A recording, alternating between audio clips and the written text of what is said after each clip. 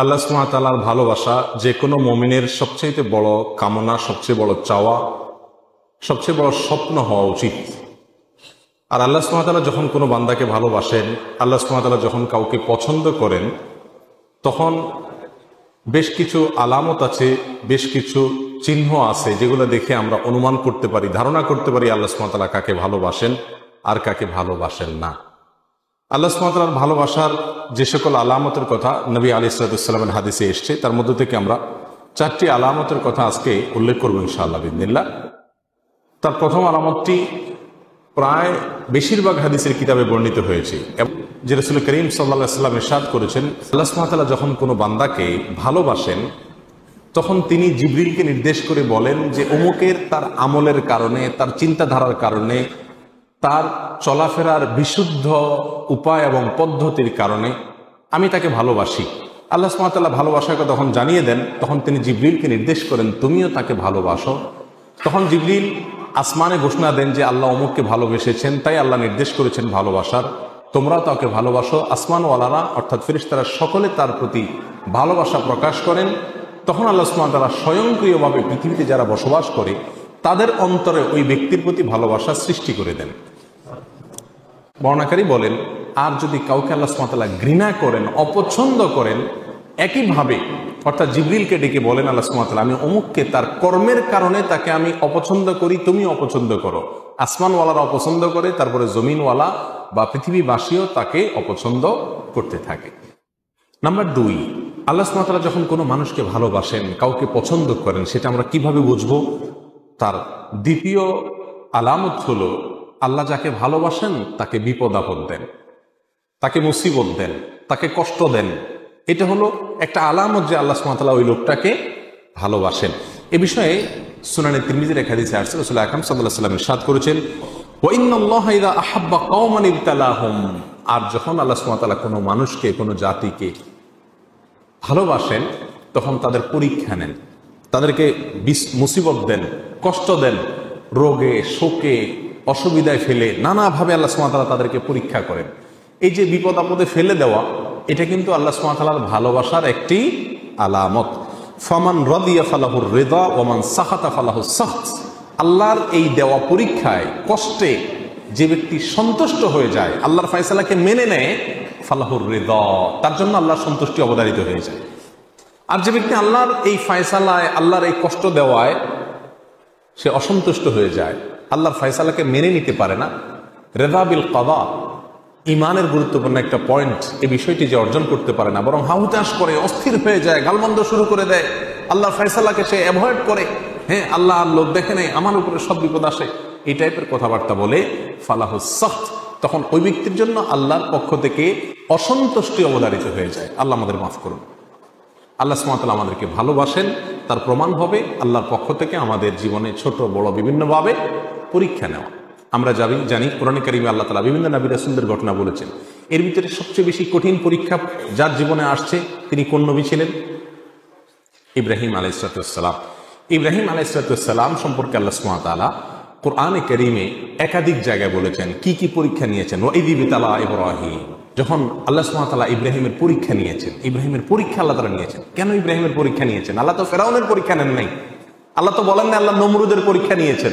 আল্লাহ এটা বলেন নাই কোরআনে কোথাও যে আল্লাহ আবু জাহালের পরীক্ষা নিয়েছেন, আবু লাহাবের পরীক্ষা নিয়েছেন। তারা তো স্টুডেন্টই না, তারা তো আল্লাহর বান্দাই না, নেককার বান্দাই না, মুমিন বান্দাই না, যার কারণে তাদের পরীক্ষা নেওয়ার প্রশ্ন নাই। যার জীবনে বিপদ আছে, ইমানদার যদি হয়ে থাকে, তাহলে বুঝতে হবে সে আল্লাহর কাছে কোনো না কোনো কারণে প্রিয় হয়েছেন, আল্লাহ তাকে পরীক্ষা করছেন, বিধায় অস্থির এবং ব্যাকুল হওয়া যাবে না। আল্লাহ তাআলা আমাদের তৌফিক দান করুন। তাহলে দ্বিতীয় আলামতটি আমরা পেলাম আল্লাহর ভালোবাসা। তৃতীয়, আল্লাহ যখন আমাদের কাউকে ভালোবাসেন তার আলামত কি? এটা বড় জটিল আলামত, বড় কঠিন আলামত। তার আলামত হলো আল্লাহ সুবহানাহু ওয়া তাআলা তাকে দুনিয়া থেকে দূরে সরায় রাখেন, দুনিয়ার সাথে মিশে হাবুডুবু খেয়ে একাকার হয়ে যাওয়া থেকে আল্লাহ তাআলা হেফাজত করেন। আমাদের অনেকে আমরা দুনিয়া চাই, পদ পদবি, অর্থ কড়ি, প্রভাব প্রতিপত্তি, কেনা চাই, আমরা সবাই চাই এগুলা। কিন্তু আল্লাহ সুবহানাহু ওয়া তাআলা কিছু মানুষকে ভালোবেসে এগুলো থেকে দূরে সরায় রাখেন। সে চাইলেও ব্যাটে বলে হয় না। আল্লাহ সুবহানাহু ওয়া তাআলা তাকে দুনিয়া থেকে পরিকল্পিতভাবে বাই প্ল্যান ইচ্ছাপূর্বক আল্লাহ সুবহানাহু ওয়া তাআলা সরায় রাখেন। কেন? তার জন্য ওই জায়গায় গেলে ক্ষতি হবে। সে দুনিয়ার সাথে যদি মিশে যায় তাহলে সে ধ্বংস হয়ে যাবে। আল্লাহ সুবহানাহু ওয়া তাআলা তাকে বাঁচিয়ে রাখেন। এই প্রসঙ্গে সহিহ ইবনে হিব্বান, মুস্তাদরাক হাকিম, সুনানে তিরমিজি অনেকগুলো হাদিসের কিতাবে হাদিসটি বর্ণিত হয়েছে। রাসূল আকরাম সাল্লাল্লাহু আলাইহি ওয়াসাল্লাম বলেছেন, ইন্নাল্লাহা ইযা আহাব্বা আবদান হামাহু দুনিয়া কামা ইয়াহমি আহাদুকুম মারিদাহু আল মা লিয়াশফিয়া।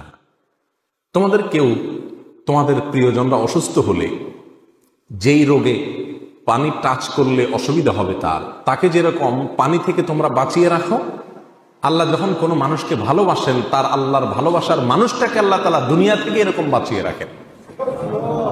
দুনিয়া থেকে আল্লাহ সুবহানাহু ওয়া তাআলা এরকম বাঁচিয়ে রাখেন। এখন চিন্তা করেন, আপনার জীবনের যত অপ্রাপ্তি, আমাদের জীবনে যত অপ্রাপ্তি, যত চাওয়া আমাদের পূরণ হলো না, আল্লাহ সুবহানাহু ওয়া তাআলা যদি এটা আমাকে পরিকল্পিতভাবে ভালোবাসেন বিধায় আমাকে এখান থেকে সরিয়ে রাখেন, তাহলে আমি যা হারালাম তার চাইতে পেলাম অনেক বড় কিছু। আল্লাহর ভালোবাসা পেলাম, আল্লাহর পছন্দনীয় মানুষের তালিকায় চলে গেলাম, অনন্ত অসীমকালের সুখ সমৃদ্ধি আমার হয়ে গেল। অতএব দুনিয়ার কোনো কিছু না পেলে মুমিন কখনো বিচলিত হয়ে পাগল করা হয়ে যাবে না। আমরা যে অস্থির হয়ে যাই, এটা হলো আমাদের ঈমানের দুর্বলতা, এছাড়া কিছু না। আল্লাহ সুবহানাহু ওয়া তাআলা আমাদের সকলকে বুঝার তৌফিক দান করুন। এই বিষয়ে বেশ অনেকগুলো হাদিস পাওয়া যায়, আমি শুধু একটি উল্লেখ করলাম। একই অর্থের একই বিষয়কে প্রমাণ করে নানামুখী বিভিন্ন রকমের হাদিস পাওয়া যায়। এই সবগুলো হাদিসের খোলাসা কথা একটাই, আল্লাহ তার প্রিয় বান্দাদেরকে সচরাচর দুনিয়া থেকে একটু দূরে রাখেন। এর মানে কিন্তু আবার এটা না যে আল্লাহ তাআলা কাউকে দুনিয়া দিলে তার মানে আল্লাহর কাছে সে ঘৃণিত ব্যক্তি না। আল্লাহ তার প্রিয় বান্দাদের কাউকে কাউকে দুনিয়া দিয়েছেন। যেমন ওসমান রাদিয়াল্লাহু তাআলা আনহু, তাকে আল্লাহ তাআলা দুনিয়া দিয়েছেন, আবার তাকে আল্লাহ ভালোবাসতেন। সুলাইমান আলাইহিস সালামকে আল্লাহ তাআলা দুনিয়া দিয়েছেন, আবার তাকে ভালোবাসতেন। দাউদ আলাইহিস সালামকে আল্লাহ তাআলা দুনিয়া দিয়েছেন, আবার তাকে ভালোবাসতেন। এভাবে বহু মানুষকে আল্লাহ সুবহানাহু ওয়া তাআলা দুনিয়া দিয়েছেন, আবার তাদেরকে ভালোবাসতেন। বিধায় যাদের পয়সা কড়ি আছে তারা সব আল্লাহর শত্রু এরকম মনে করারও কোনো কারণ নাই। তবে হ্যাঁ, সচরাচর বেশিরভাগ ক্ষেত্রে আল্লাহ সুবহানাহু ওয়া তাআলা যাদেরকে ভালোবাসেন তাকে দুনিয়া থেকে সরায় রাখেন। কারণ দুনিয়া যত দিবেন সে ভোগ করবে খুব সীমিত, হিসাব দিতে হবে অনন্ত অসীমকালে দাঁড়িয়ে অত্যন্ত কঠিন পরিস্থিতিতে। আল্লাহর ভালোবাসার আরেকটি আলামত হলো নেক কাজ করার সুযোগ পাওয়া। আল্লাহ যদি কাউকে নেক কাজ করার সুযোগ দেন, ভালো কাজ করার সুযোগ দেন, তৌফিক হয় ভালো কাজ করা, ভালো পথে চলা, এর মানে হলো আল্লাহ সুবহানাহু ওয়া তাআলা তাকে ভালোবাসেন। বিভিন্ন হাদিস থেকে আমরা জানতে পারি এই বিষয়টি। রাসূল আকরাম সাল্লাল্লাহু আলাইহি ওয়াসাল্লাম যেমন এক হাদিসে বলেছেন, আইয়ুরিদিল্লাহু বিহি খায়রান, আল্লাহ তাআলা কারোর কল্যাণ চান অথবা তাকে দিয়ে কল্যাণ করাতে চান, ইউফাক্কিহু ফিদ্দীন, তাকে দ্বীনের বুঝ, দ্বীনের নলেজ, দ্বীনের ইলম আল্লাহ তাআলা দান করেন। দ্বীনের ইলম পাওয়া, ভালো কাজ করতে পারা, ইবাদত করতে পারা, এটাও আল্লাহ সুবহানাহু ওয়া তাআলার ভালোবাসা পাওয়ার অন্যতম একটি আলামত এবং লক্ষণ। আল্লাহ সুবহানাহু ওয়া তাআলা আমাদের সবাইকে তার প্রিয় পাত্র হওয়ার তৌফিক দান করুন।